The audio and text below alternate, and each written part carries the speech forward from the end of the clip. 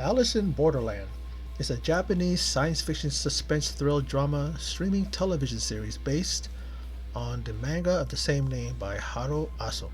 The series stars Kento Yamazaki as Arisu, a young man who finds himself lost in an abandoned Tokyo alongside his best friends Chota and Karabe. As they begin their search for civilization, the trio quickly finds out that they are trapped in a city which they are forced to participate in risky, violent, and dangerous games in order to survive. In this strange world, Arisu meets Usagi, a young woman who's navigating the game alone. Together they set out to unravel one mystery after another as they risk their lives to confront what it means to live. This television series, which was recommended to me by one of my faithful subscribers. Thank you so much, Dika. And it's I would say a take on Saw, Hunger Games. I mean, maybe a little bit,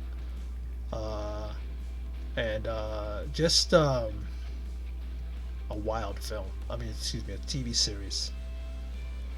You know, it started off pretty rough, and as it picked up, second, third, fourth, up to the seventh episode, I was hooked, and it really, really got me, invested.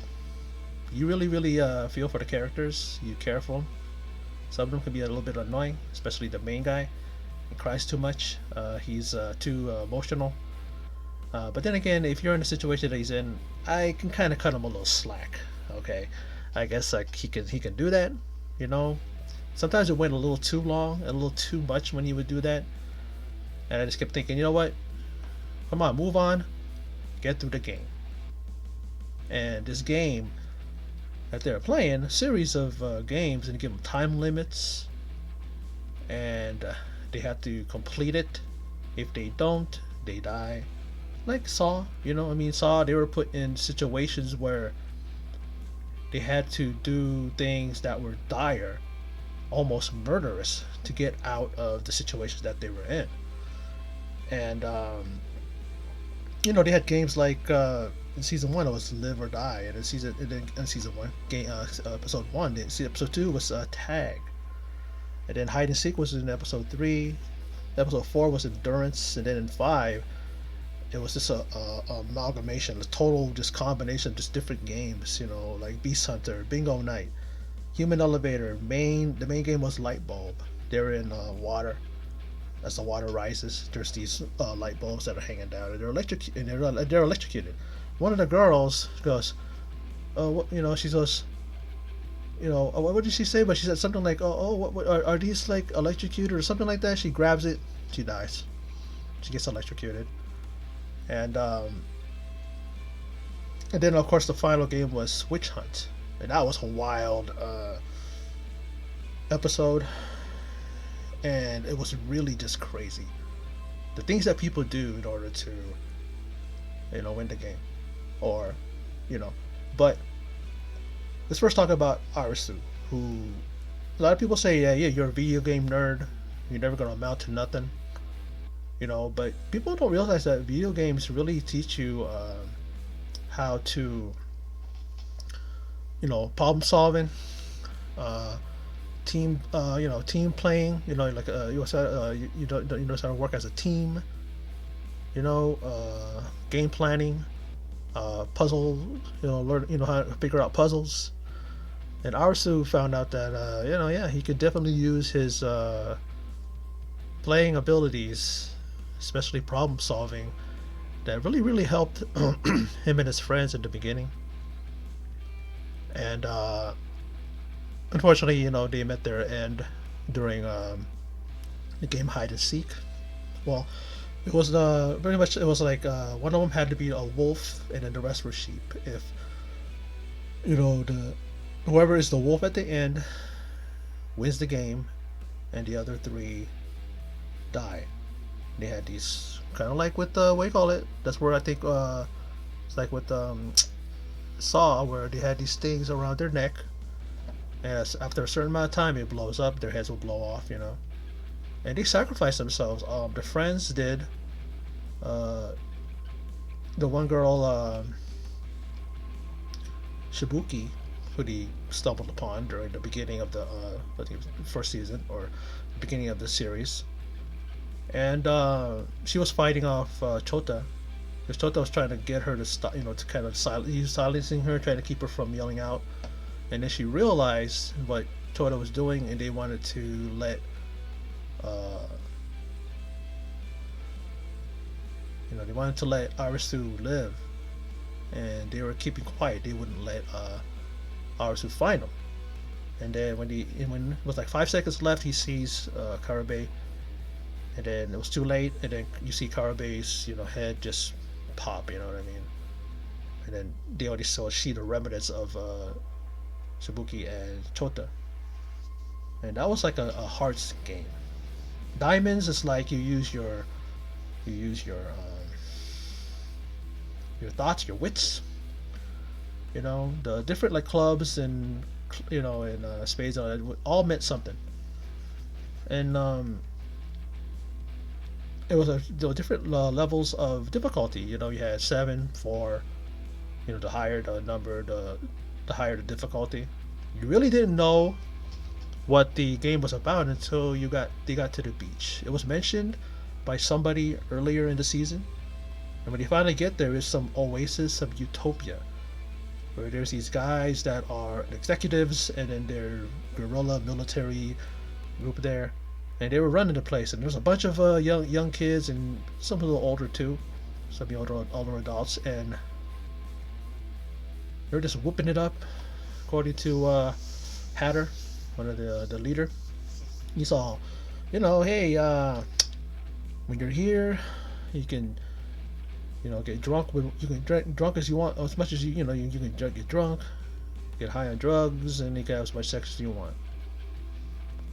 You see them all whipping it up, like I said, or in their bikinis and shorts, and they're just, whipping up,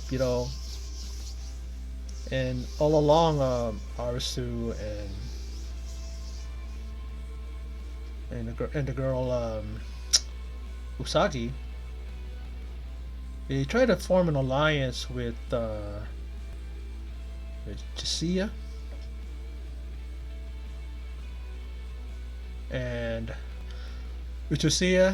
and with Quina. It turns out that Quina, when you see an episode 7 flashback, that she's transgender, and the father disowned her. And I noticed, I figured that out right away. I was going, wow, is that okay? All right. But I liked how they introduced that. They didn't shove it down our mouth or throats. They didn't try to put an agenda out there. She was just a character that happened to be transgender. And I liked the message. I liked what she did and what she had to do to overcome, all that. And I found out that Chisiya kind of turns on him when they're at the beach. He gives him a code or something to go into a safe. And then,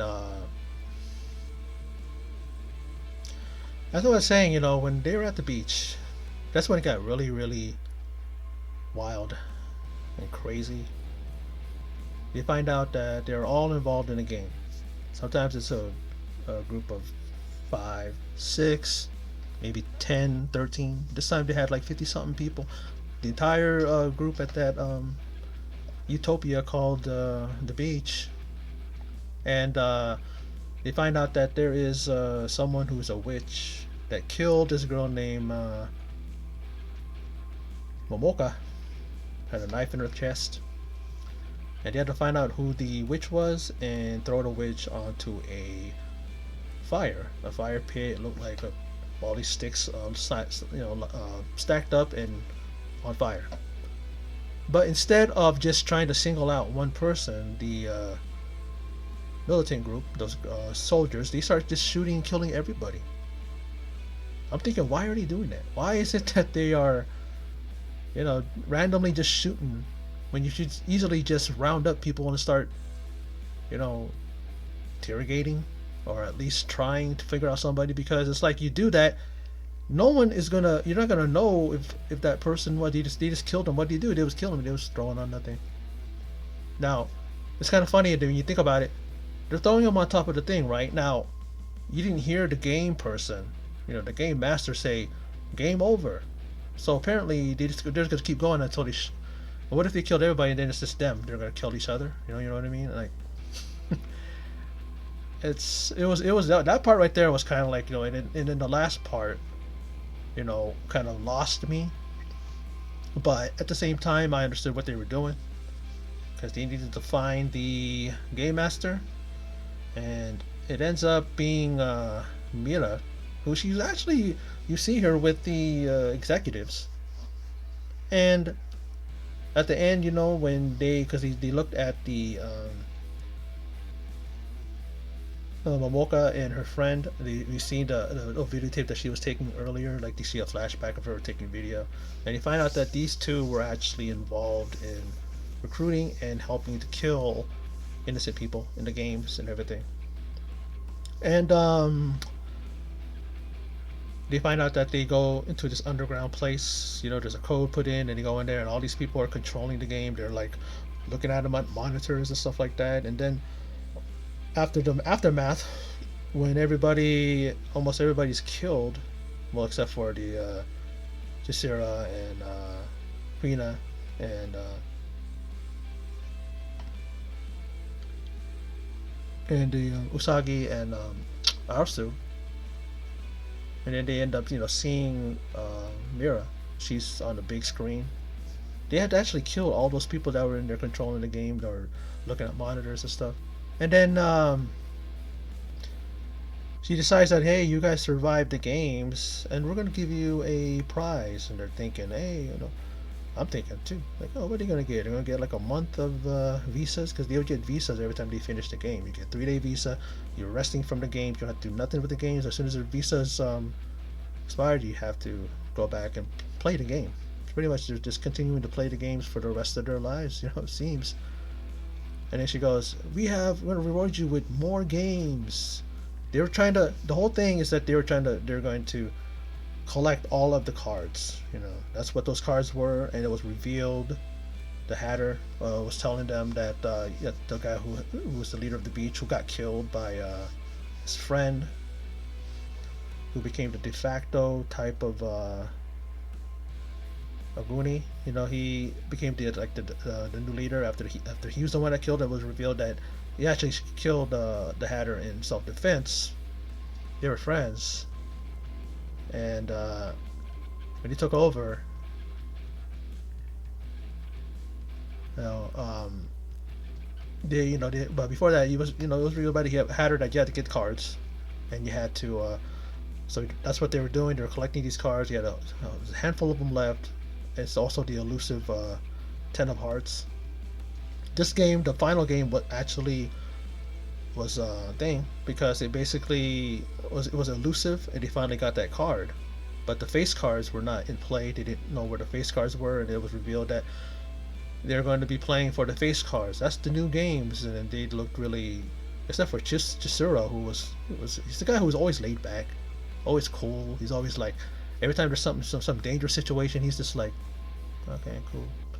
He was like, oh no, I can go with that. I can get with that. Play some more games. What if you get all the face cards? What's going to happen next? But then they that was the thing. And so I guess what goes on and what's going to go on in the season 2 is the paying games to collect the face cards. Now, this series was really quite entertaining. It wasn't original, although it's based on a manga. It's based on an original series of books, comic books, whatever you want to call them. But we've seen stuff like that before. We've seen elements of this in other movies and stuff. But I like what they did with the story. I like the characters. I liked, even though some of the seems like the guys cried more than the girls in this movie. I don't know what they're trying to show with these guys. Some of these guys are a little bit too emotional. Some of the dudes crying, and then some of the girls are just less, more tougher than them. I mean, what girls cried in this thing? Maybe a few, but it was like a little bit. Arsu was crying a lot. You know, I don't know if he's trying to be presented as an emo guy. He was, you know that. Um, but you know, the character that my favorite character was Usagi. I liked her resilience. I liked how she's able to hang in there, you know. And her mountain climbing skills came into really into you see her really being able to use those in that hide and seek game, like when those like those stories, different stories of the hotel, the different levels, and she was able to climb and evade guys too, using her skills, and also Quina. I liked her character too, especially when she went up against that guy.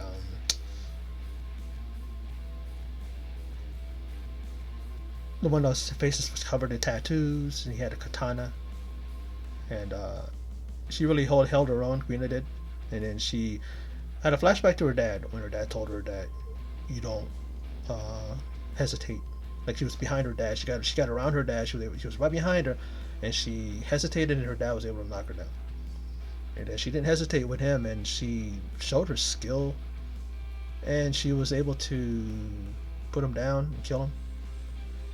She was very dangerous, but she didn't come off like that during the initial like introduction to her. She just seemed like someone who was just a person that just was there, and she was I guess smart, and she was able to outwit things. And so I don't think we ever saw any of her martial arts skills or fighting skills. She pretty much was just able to outwit people and get out of there and stuff. But hopefully, this video, hopefully I explained enough for those of you who stopped by to check out my video. It was just a lot. It was a whole lot to take in, but I did take it in, and I really enjoyed it. Like I said, I did enjoy the story. I did like the action and the basis and the premise of this thing. It was really, really unique. Like I said, it's not original, but at the same time, I like if you could take something that's not original, but you can use it and you develop it into a good story. You know, I mean, who knows who came first? Did these mangas came first, or did from a long time ago, right even before Saw? Because Saw could have easily taken stuff elements off of this if this book was that way back, but who knows how far back it went. But I liked the premise of the TV series. I really, really liked how the characters were developed. You know, you get to see a lot of them. You know, some of them you don't, but at the same time, I just like how you got to know them through the series, in the first series, and you got to really know who they were. But then at the same time, some of them are still a bit mysterious, but you kind of know the basis of what made them kind of tick, you know. But I don't know. I really just enjoyed the series. I really did. And some of the games were pretty brutal. Some of them were like, I don't know. I put myself in a situation. Would I, would I make it? I don't know. You know. But when Arisu was in the game, these guys were winning. Especially from that first game when they needed to pick either alive or dead, the doors.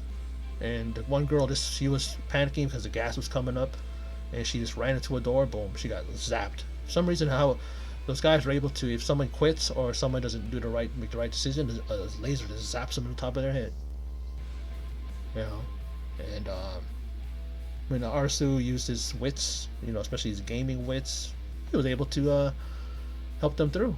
And they even used him later on, and they would, refer to him, especially with the witch hunt at the end, where he was able to figure out that it was actually Momoka who was the witch. So they're all out there killing each other, trying to find a witch, and it was her. He figured it out. And then the one thing I said, like I said, I've seen this in Peninsula, and I've seen this in some other movies where the main guy always hesitates. Like Arsu would always hesitate. Like, come on, man, we gotta hurry up. And he would just sit there thinking, and I go, there's no time to think. Go, go. 3 minutes to go, and they still had to throw the girl's body onto the fire. And If they did that, then of course, you know, the game was over. And they finally did it, and the game was over. And you know, but anyway, that was my. I keep talking all day. I mean, if I keep talking and talking, I'm gonna not make any more sense. I just got home from work. I'm pretty tired, so I need to cut it here. And just hopefully you guys enjoyed the video. Hopefully you understood what I'm talking about. I think I was pretty much all over the place, but hopefully I got my point across. So for those of you who stopped by and checked out this video, I appreciate it. And in closing, as always, take care.